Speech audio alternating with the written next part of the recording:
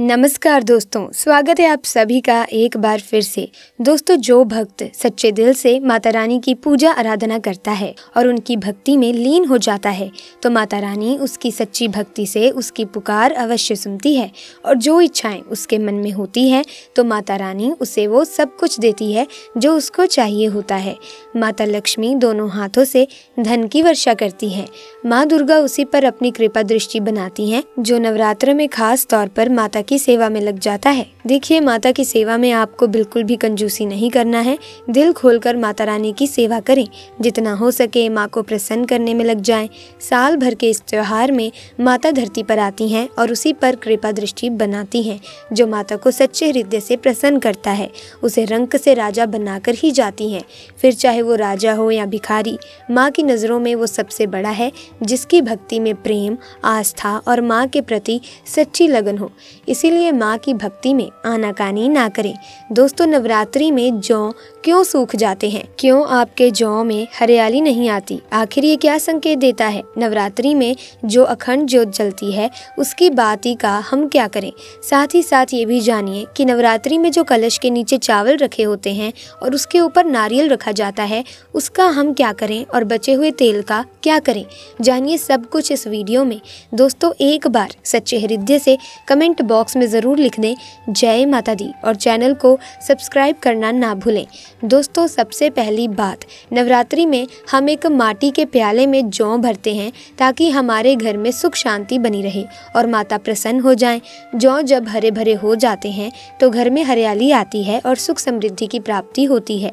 जब जौ हरे भरे होते हैं तो समस्त देवी देवता खुशियाँ मनाते हैं और घर की उन्नति के लिए कामनाएं करते हैं। हरे भरे जौ में साक्षात माता रानी अपने 9 स्वरूपों के साथ खेलती हैं और घर में सुख की बारिश होती है तथा धन की बारिश होती है। और जिस घर में जौ के अंदर से हरियाली नहीं आती तो उससे घर में पहले ही पता चल जाता है कि अब आपके घर में गरीबी आने वाली है तथा परेशानी आने वाली है, क्योंकि आपने पूजा पाठ में कोई गलती ज़रूर की होगी जिसके कारण जौ में हरियाली नहीं आ पाई।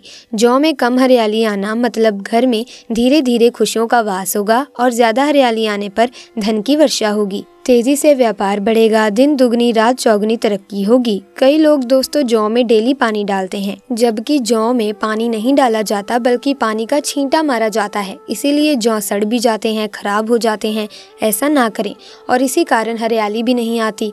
ज़्यादा पानी डालने से खराब हो जाता है। दोस्तों, जौ जब आपके घर में हरे भरे हो जाएं तब इसमें चांदी का सिक्का या 1 रुपए का सिक्का ज़रूर डालें।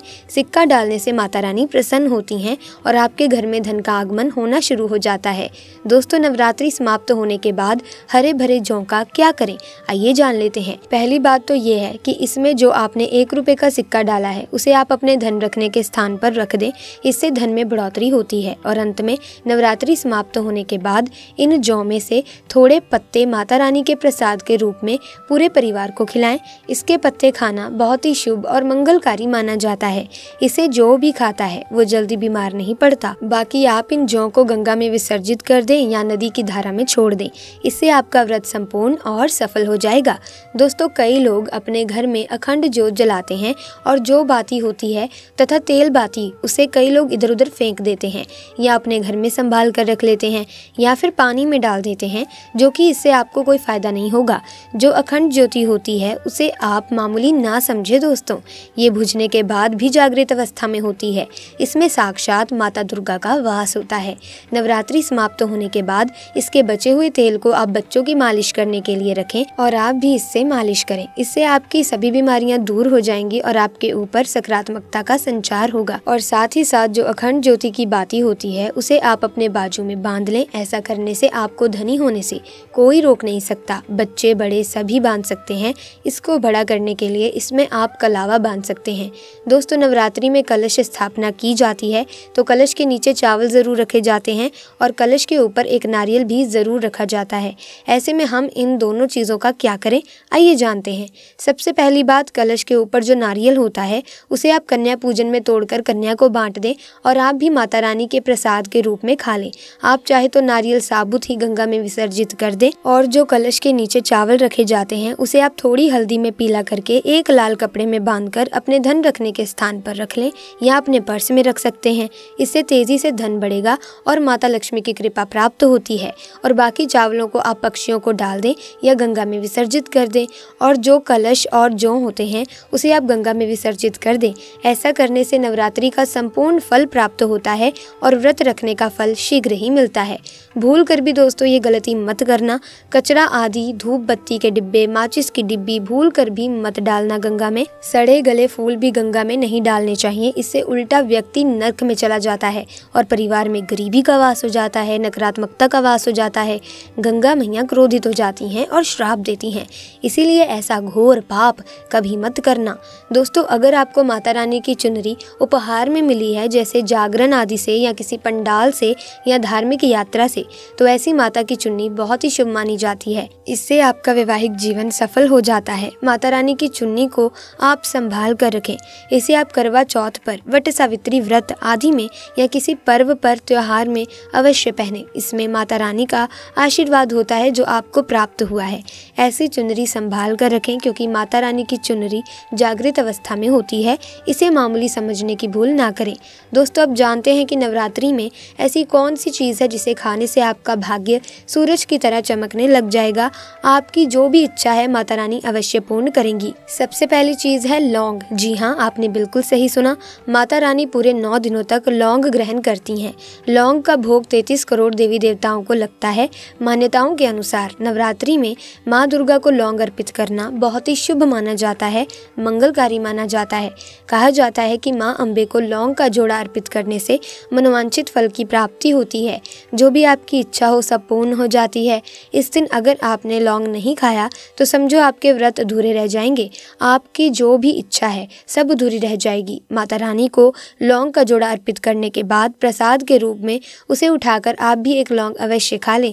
आपको लखपति करोड़पति होते देर नहीं लगेगी। दोस्तों, नवरात्रि में खीर बनाना बहुत ही शुभ माना जाता है। 33 कोटि देवी देवताओं को खीर का भोग लगता है। माँ लक्ष्मी दोनों हाथों से धन की वर्षा करती है। इस दिन आप भगवान को खीर अर्पित करने के बाद अवश्य खा लें, आपका मंगल हो जाएगा। दोस्तों, नवरात्रि में हर किसी व्यक्ति के घर में गंगा जल अवश्य होता है। अगर नहीं है तो नवरात्रि का व्रत रखने का कोई फायदा नहीं है। ऐसे में घर में 33 करोड़ देवी देवताओं का आशीर्वाद कभी नहीं होता है। खास तौर पर नवरात्रि में गंगा जल अवश्य पी लें। गंगा जल की कुछ बूंदें मुंह में डालने से व्यक्ति के अंदर जितनी भी नकारात्मकता होती है सब नष्ट हो जाती है। माता रानी की कृपा बरसती है। गंगा जल इस दिन अवश्य पी लें। नवरात्रि में सीताफल खाना दोस्तों बहुत ही उत्तम माना जाता है। इसमें माता सीता का आशीर्वाद मिला होता है। 9 देवियों को सीताफल अवश्य अर्पित किया जाता है और प्रसाद के रूप में आप इसे जरूर खा लें। सीताफल खाने से आपकी समस्त पीड़ा दूर होती है। आपकी जो भी इच्छा है सब पूर्ण हो जाती है। कहते हैं नवरात्रि में अगर आपने सीताफल नहीं खाया तो कुछ भी नहीं खाया। माता रानी की पूजा में सीताफल माँ को अवश्य अर्पित करें और प्रसाद के रूप में पूरे परिवार को खाना चाहिए। सीताफल खाने मात्र से माता सीता की कृपा, भगवान श्री राम की कृपा आपके ऊपर बरसेगी। धन लक्ष्मी आपके ऊपर दोनों हाथों से धन की वर्षा करेगी। आप नवरात्रि में सीताफल खाना ना भूलें। दोस्तों, नवरात्रि समाप्त होने के बाद जो हरे भरे जौ होते हैं उसमें से आप उसकी थोड़ी सी हरियाली तोड़कर पूरे परिवार को खिलाएं। जौ खाने से माता रानी की कृपा बरसती है और पूरे परिवार को माता रानी अपने चरणों में वास देती हैं। माँ सदैव आपकी कृपा को पूरा करती हैं। दोस्तों, नवरात्रि में हरे भरे जौ को अवश्य खा लें। इसके पत्ते खाना बहुत ही शुभ और मंगलकारी माना जाता है। बाकी बचे हुए गंगा में विसर्जित कर दें। दोस्तों, कलश के ऊपर जो नारियल होता है उसे भी आप ज़रूर ग्रहण करें और कन्याओं को भी ज़रूर खिलाएं। आप चाहे तो साबुत नारियल ही गंगा में विसर्जित कर सकते हैं। दोस्तों, जो सामग्री हमने आपको बताई है आप उसमें से किसी भी चीज़ को खा लें, आपका सोया हुआ भाग्य चमक जाएगा। ऐसे में आज की वीडियो में बस इतना ही। अगर आपको वीडियो ज्ञानवर्धक लगी तो इसे लाइक और शेयर करना ना भूलें। साथ ही चैनल को सब्सक्राइब करके बेल आइकन को प्रेस कर दें ताकि नए वीडियोस की अपडेट आपको मिलती रहे। कमेंट्स में ज़रूर लिखें जय माता दी। आप सभी का दोस्तों बहुत बहुत धन्यवाद।